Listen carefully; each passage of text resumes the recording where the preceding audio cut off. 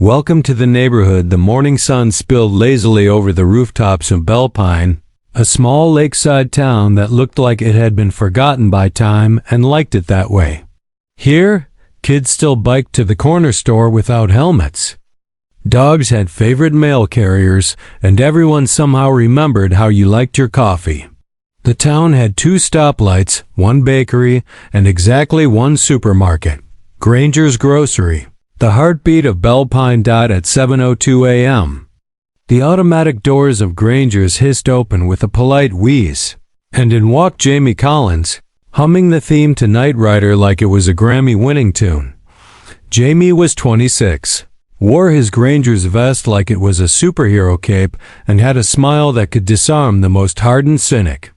He had Down syndrome, but if you asked anyone in town to define Jamie, they'd describe him as that sweet kid who remembers your dog's birthday or the guy who sings Bon Jovi while bagging groceries. He took his job seriously, every cereal box front-facing, every tomato cradled like a Fabergé egg. Jamie knew the routines of the regulars better than most therapists knew their clients. Mrs. Henderson liked her eggs double-bagged. Mr. Robbins didn't like small talk but would. Except one Go Mariners. As acknowledgement.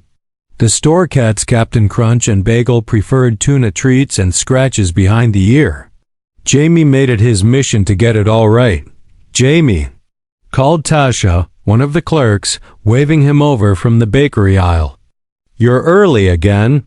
"Early is on time," Jamie grinned, quoting his older sister Elena, who had drilled punctuality into him like a military general. "Plus, the muffins don't restock themselves, Tasha." She laughed. "You're a legend."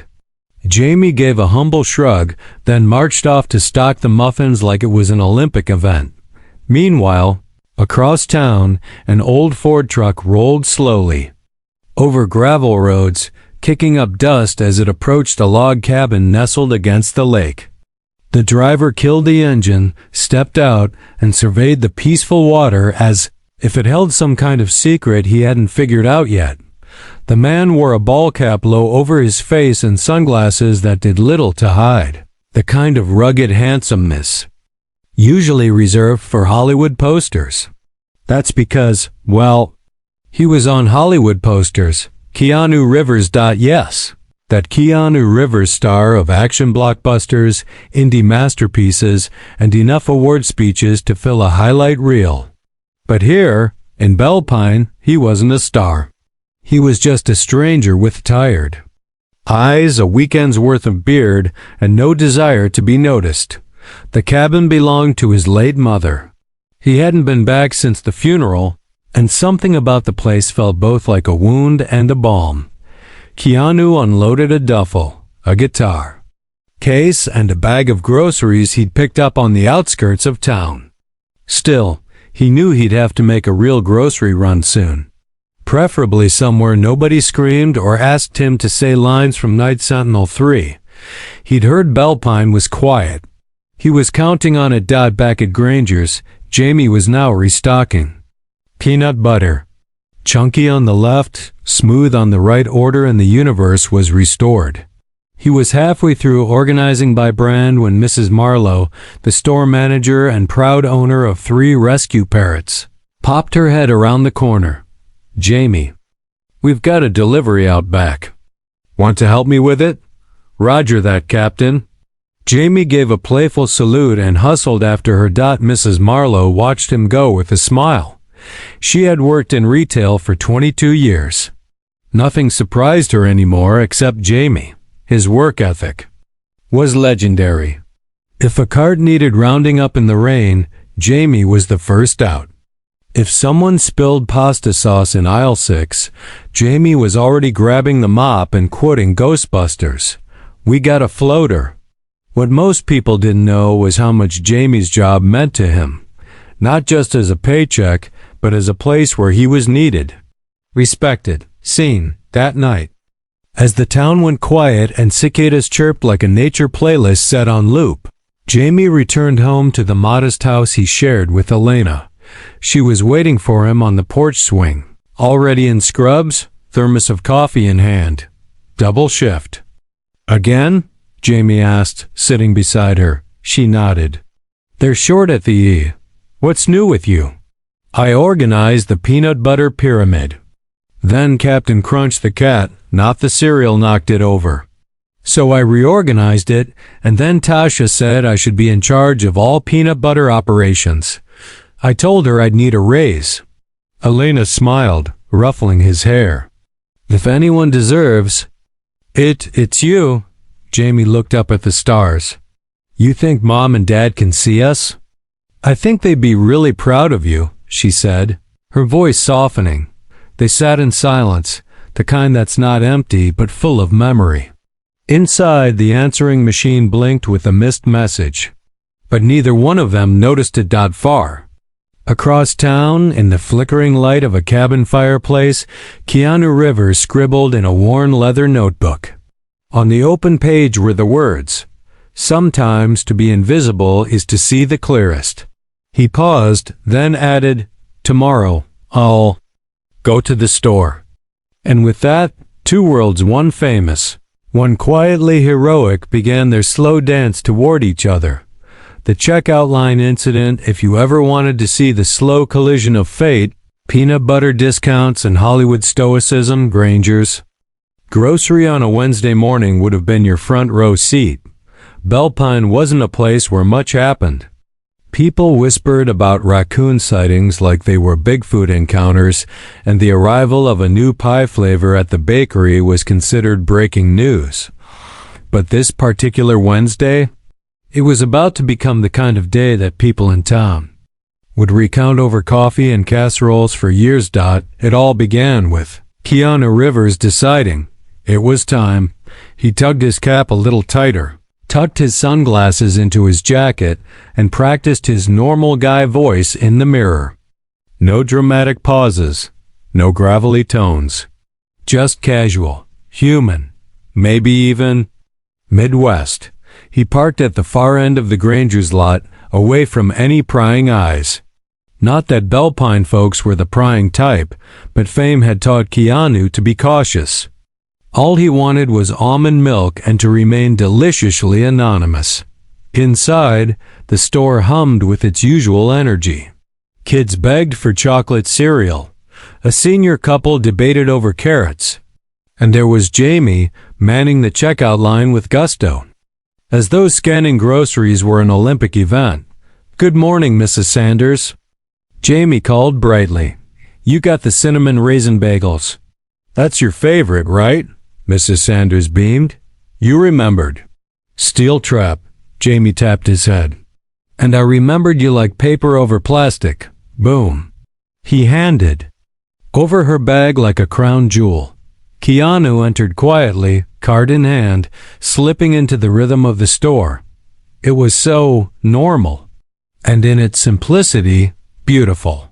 He grabbed a bunch of bananas like a man who hadn't been to a real grocery store in years. Jamie spotted him and waved. "Hi there, new face. If you need help finding anything, just holler like you've seen a spider." Keanu chuckled and gave a salute. "Will do." He could have been invisible forever if not for the entrance of a man who had zero interest in blending in. Travis Holcomb stormed in like a hurricane in loafers. He looked like he lived off energy drinks and bad vibes. Bluetooth earpiece, designer jacket, eyes like they were scanning for flaws in the Matrix. "No, Jerry," he barked into his phone. "That's not synergy. That's sabotage. With an S, put yourself on mute forever if possible." He grabbed a basket and stormed the aisles, muttering about deadlines and betrayal. In one hand, a fancy-looking bottle of alkaline water. In the other, the wrath of someone who had never had to wait in line. Jamie was still chatting kindly with an elderly customer when Travis lined up behind him, checking his watch like he was timing a rocket launch. Tap, tap, sigh, loud sigh. Then, "Excuse me," Travis snapped. "Is there a reason this line is moving slower than dial-up internet in 1994? Jamie looked over, startled. "Oh, sorry, sir. I'm almost done. Don't explain." Travis snapped, eyes narrowed. Just hurry up. Do they not train? You people? The words dropped like bricks. The customer Jamie was helping tensed. Jamie looked down, hands trembling slightly. But he didn't stop. I'm trying my best, sir, he said gently. Travis scoffed. Your best? That's not saying much. From the back of the store, Mrs. Marlowe emerged like a hawk in reading glasses. Is there a problem here? She sighed, arms folded. Yeah, Travis said. This employee's best is pathetic. I've got a plane to catch, and I'm stuck in Mayberry with the tortoise here. Before Marlowe could light him up like a Christmas tree, Jamie raised his hand.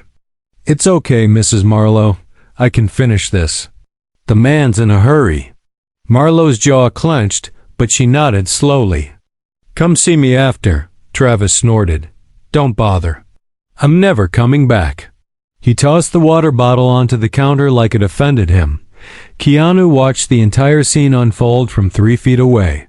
He didn't move. Didn't speak. But he saw everything, and he wrote quietly in the small leather notebook he always carried. Observed injustice. Small man yelling at bigger soul. Then he added, Don't act yet. Watch. Understand. Then move. Jamie rang up the water, still shaken but professional. Have a good day, sir, he said, gently. Travis didn't respond. He snatched the bottle and marched out, muttering about lawsuits and Yelp reviews like curses. Keanu stepped forward. Jamie tried to smile, but it was thinner now. You okay? Keanu asked, softly. Jamie nodded. I don't like when people are mad. Makes my chest feel funny. Keanu offered a rare, warm smile. You handled it better than most people would have. Really? Really, Keanu said. It takes strength not to yell back. It takes more to stay kind. Jamie brightened, ringing up his things with more bounce now. You a teacher? Something like that, Keanu said. I want to be a teacher too. Or a singer, or the guy who names candy flavors, Keanu chuckled. That's a solid career plan. As Jamie handed him change, he said, I'm Jamie. If you come back, I'll remember you. I'm sure you will, Keanu said. I'm Ken. That night, back at the lake cabin, Keanu watched moonlight dance across the water. His notebook sat open beside a cooling cup of tea. He wrote, Today I saw a kind heart insulted by a bitter man, but he didn't flinch. He smiled. That's a warrior. Then, underlined, the story starts here. And for the first time in weeks, Keanu slept without dreams. The ripple effect, if you threw a stone into Bellpine Lake, it'd ripple for a while, serene and steady, never making much noise. But in a town like Bellpine, when something truly disruptive happened, the ripple didn't stay in the water. It echoed through people. And this time, it began with a teenager, a shaky iPhone video, and a quiet voice saying, I'm doing my best, sir. That voice was Jamie's. The clip, 15 seconds long tops, captured the final sting of Travis Holcomb's tirade. You couldn't see Jamie clearly at first, but you could hear the disdain in Travis's voice and the grace in Jamie's reply. That contrast? It hit viewers in the heart like a lightning bolt wrapped in a Hallmark card. The internet lit up like Christmas morning. By the next morning, grocery worker with Down syndrome shows grace in the face of cruelty. Buzzworld News, hero in aisle 6. The quiet courage of Jamie Collins. Smalltownchronicles.org. We don't deserve Jamie. Trending on Twitter, TikTok, and Reddit. Back in Bellpine, been there, done that. Coffee shop renamed their daily brew to Jamie's Best Blend. Dark, sweet, and courageous under pressure. Jamie later insisted on a medium roast version for people who don't want too much drama before lunch. Mayor Thompson released a statement on Facebook. Jamie Collins represents the best of Bellpine. Patience, humility, and joyful work. He will always have this town's respect and support. #JamieStrong. Meanwhile, Jamie didn't own a smartphone. He was still using a flip phone, partly because he loved the snap and partly because he thought apps sounded like appetizers. So the idea of going viral? Utterly foreign. Everyone's acting weird, he said, munching on dinosaur-shaped chicken nuggets that night. I feel like I'm in a parade I didn't sign up for. Elena sat across from him, trying to explain. Someone took a video of what happened. It went online. Now, people know how amazing you are. Jamie looked confused. But I just scanned groceries. You did more than that, she said softly. You stayed kind when someone else was mean. A lot of people forget how to do that. Jamie chewed thoughtfully. So I'm famous? A little. He looked alarmed. Do I have to move to Hollywood? Elena laughed. Only if you start wearing sunglasses indoors. He considered it. Cool. On the other side of the lake, KeanuReeves sat on the porch of his cabin, a cup of tea in one hand and his worn notebook in the other. He'd seen the video go viral, but he'd also uploaded his own clip, shot quietly from his jacket pocket. Just a little extra truth from a different angle. No names, no glamour. Just Jamie, being a warrior in the quietest way. I didn't upload it for revenge, Keanu wrote in his journal. I uploaded it so the world could recognize real strength. He didn't want credit. That wasn't the point, but he couldn't help feeling something stirring. Maybe, he thought, this was the story he needed to be part of. Not with explosions or CGI, but with muffins, with empathy, with tacos. More on that shortly. At Granger's. The next morning, Jamie was greeted with applause, not polite clapping. Standing ovation at Register 3 applause. Someone even made a sign. Jamie. For mayor. Or at least manager. One customer brought him a hand-knitted avocado doll with a tiny superhero cape. Jamie named it Guackman, his emotional support fruit. Mrs. Marlowe shook her head as the crowd of customers hugged Jamie and handed him cards. Kids got more fans than Elvis. Keanu, standing off to the side, chuckled, deservedly. And then, dinner plans. Later that day, Elena dropped by with lasagna and caught Keanu still going by Ken, restocking shelves with Jamie. You must be Ken, she said, shaking his hand. Jamie talks about you like you're the new grocery whisperer. I'm learning from the best, Keanu said, smiling. Elena raised a brow. You any good with peanut butter brand hierarchy?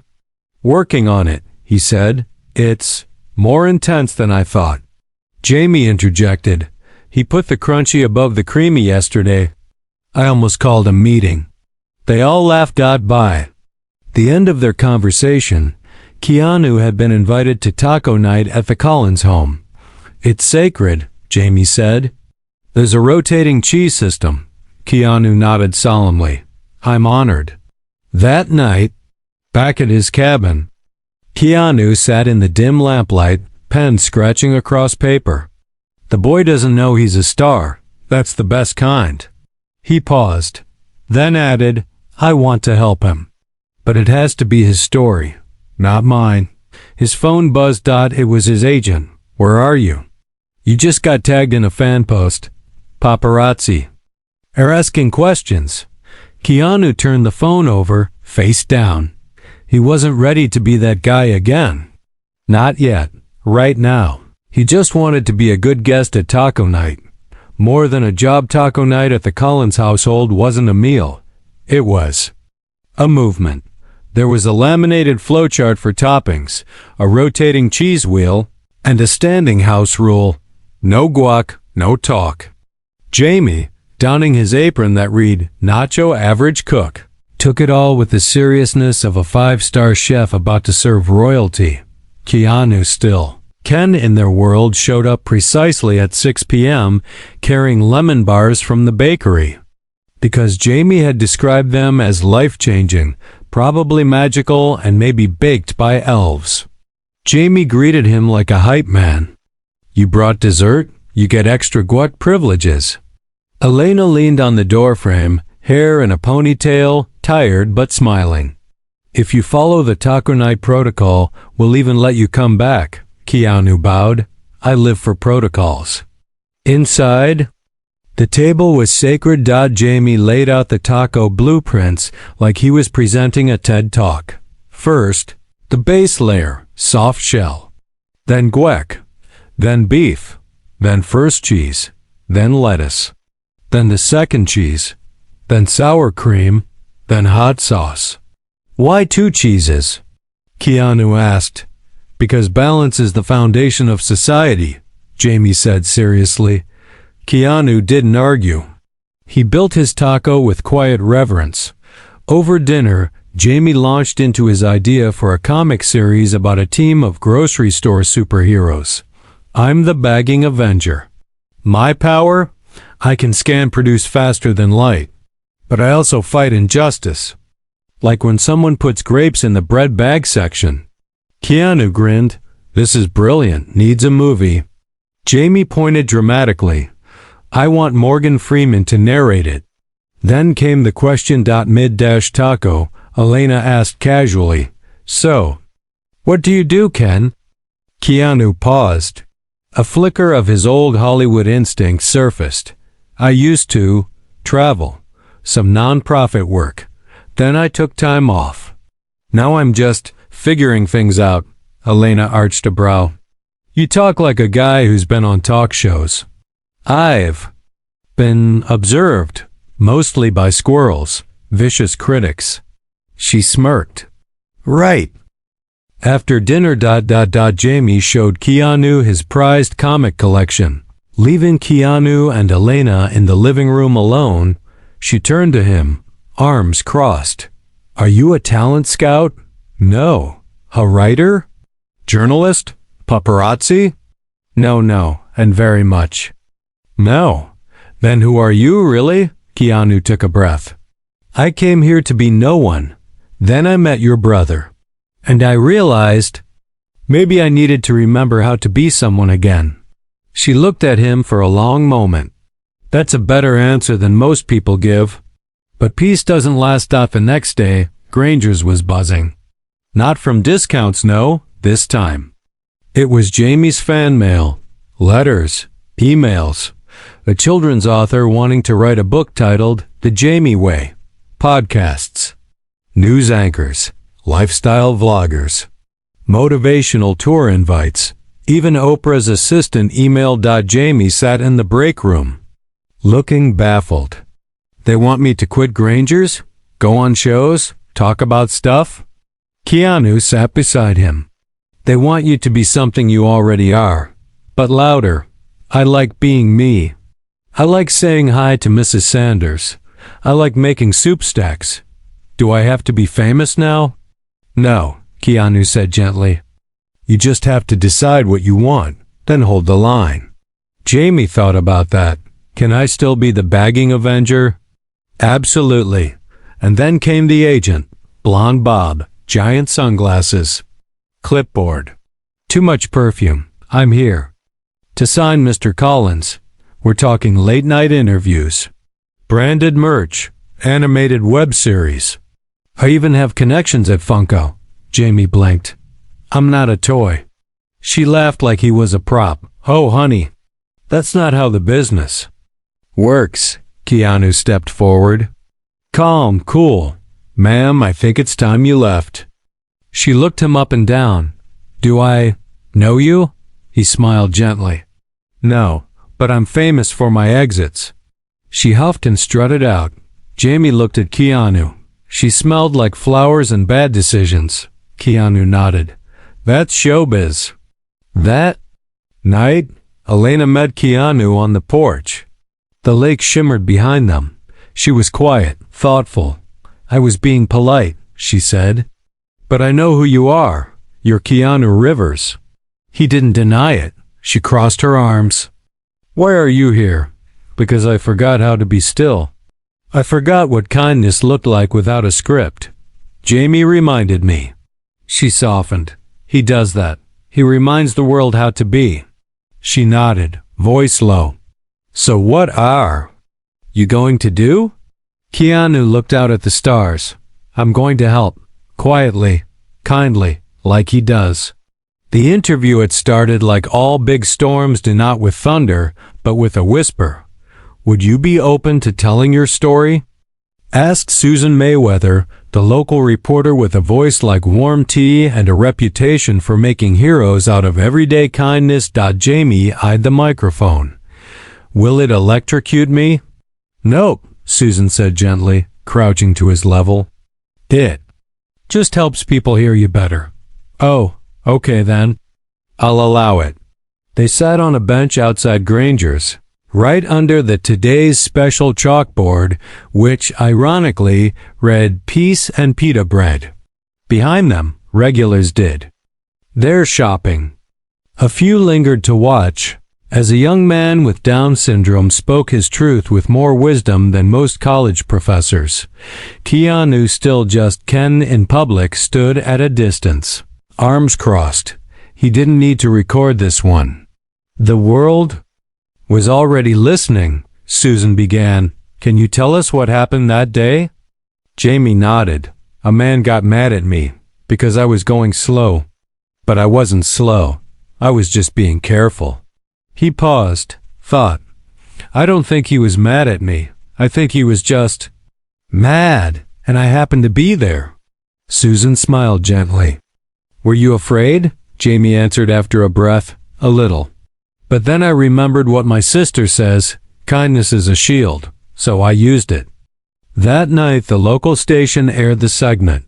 Short, humble, and quietly world-shaking in the interview.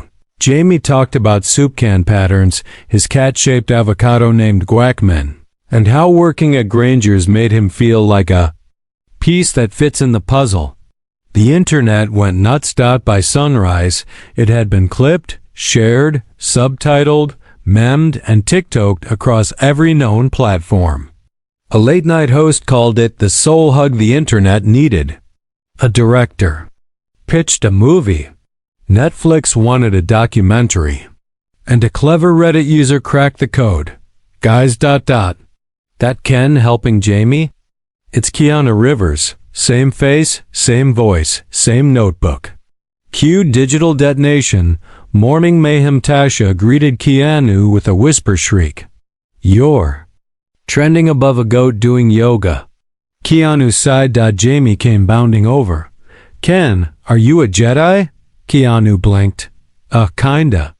Mateo says you're a famous actor. You have a lightsaber and probably a yacht. I don't have a yacht. And the lightsaber was a prop. Jamie beamed. Cool. Can I still call you Ken? Please do. Meanwhile, in a glass tower across the country, Travis Holcomb watched the interview alone. Jamie's voice echoed in his living room.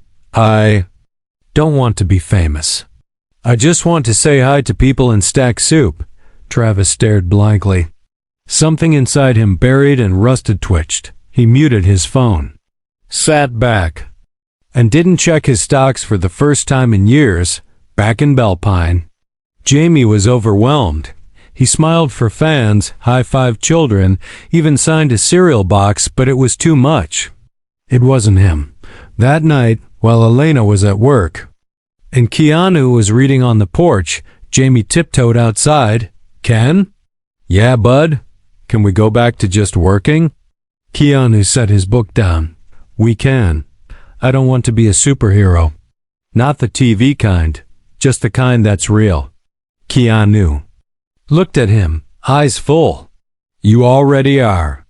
The letter the next day, Jamie handed Susan a handwritten note. She read it aloud to her camera crew but insisted on no close-ups. Just Jamie, sitting under a tree. Dear people, thank you for watching my story. But I am not a movie or a show. I am a person. I work at Granger's. I like tacos and puzzles and hugs. I want to stay in my town. Please don't make me leave. Love, Jamie. The letter broke the internet and then mended something inside it. Sunset on the porch. Elena came home to find Keanu watching the lake.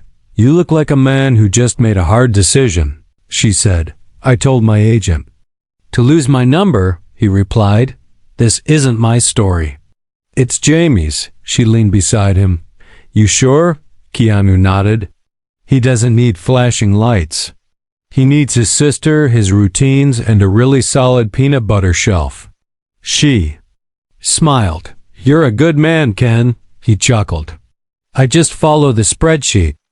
The apology on a Tuesday so quiet it might have slipped past unnoticed. The door chime above Granger's Jing led. Jamie was organizing the cereal aisle, realigning boxes to what he called maximum optimism angle when a strange silence swept the store. The kind that made the hair on the back of your neck rise not from fear, but from something heavy walking in. From the produce section, Keanu looked up and saw him. Travis Holcomb. No designer jacket. No entourage. No Bluetooth headset surgically fused to his skull. Just jeans. A plain hoodie, car keys in one hand. Something close to humility in the other. Tasha at the register froze like someone had said tax audit. Mrs. Marlowe peered out from her office like a prairie dog smelling gossip. Keanu didn't move.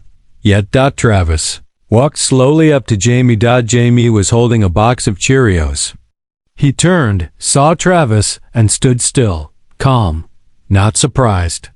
Not angry. Just waiting. Travis cleared his throat.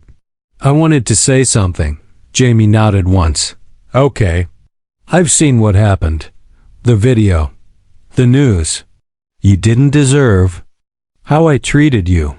I was stressed, but that doesn't make it right. I'm sorry. Jamie said nothing. I've done a lot of dumb things, Travis continued. I was so busy being important, I forgot how to be decent. Still, Jamie didn't speak. Finally, he asked, Are you here to say sorry or to feel better? Travis blinked. Both, maybe.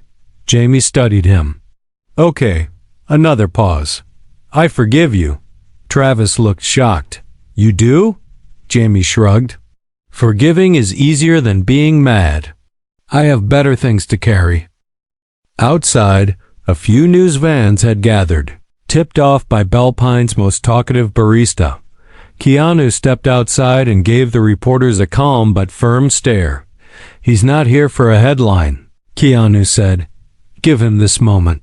And surprisingly, they did. Back inside, Jamie handed Travis the box of Cheerios. You should buy these, he said. Why? So you're not just the guy who yelled. You're the guy who came back. Travis chuckled, a genuine laugh, perhaps his first in months. How much? Jamie grinned. We'll discuss that when your apology inflation settles. That evening, Travis sat on the dock by Bellpine Lake, skipping stones like guilt across the water. Keanu sat down beside him. I didn't expect him to forgive me, Travis admitted. He forgives fast, Keanu said. But don't mistake that for forgetting. I don't. I won't. Travis watched the moonlight ripple. How do you come back from being the villain in your own story? You rewrite the ending, Keanu said. Start with Cheerios. The next morning, Jamie posted a new sign above Register 2. Welcome back, everyone. People smiled when they saw it. Some cried. Mrs. Marlowe looked at it, then at Jamie. You really do run this place, huh? Jamie shrugged, adjusting jelly jars like royalty. I just make it feel nice again. Keanu scribbled in his notebook from the aisle over. Some apologies come late. Some are heavy. Some are undeserved. But kindness answers anyway. Sometimes with Cheerios. The kindness echo, the invitation came. As big things often do in Bellpine, wrapped in quiet. A letter with gold embossing arrived at Granger's, addressed simply to Jamie Collins. The envelope shimmered in the morning light like it had a story to tell before it was even opened. Inside, Dear Jamie, we've watched your story light up hearts across the world. We would be honored if you would speak at our annual Kindness Summit in San Francisco. Your words matter. Your actions matter. You matter. With warmest gratitude, the Kindness Foundation. Jamie stared at the letter like it was written in Elvish. What's a summit? Is that like a mountain but with chairs? Operation Jamie Goes West. The whole town mobilized. Mrs. Marlowe cleared Jamie's schedule and bought him a new vest, aisle 9 formal wear. Tasha created a custom hoodie with kindness. Level, Jamie, across the back. The D. Something. Mayor held a press conference in the parking lot with cupcakes and an actual brass band that had only rehearsed one song.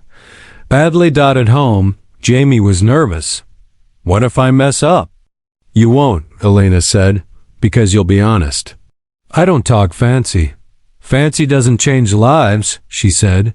Truth does. Keanu sat nearby, quietly scribbling something in his notebook. He didn't offer advice.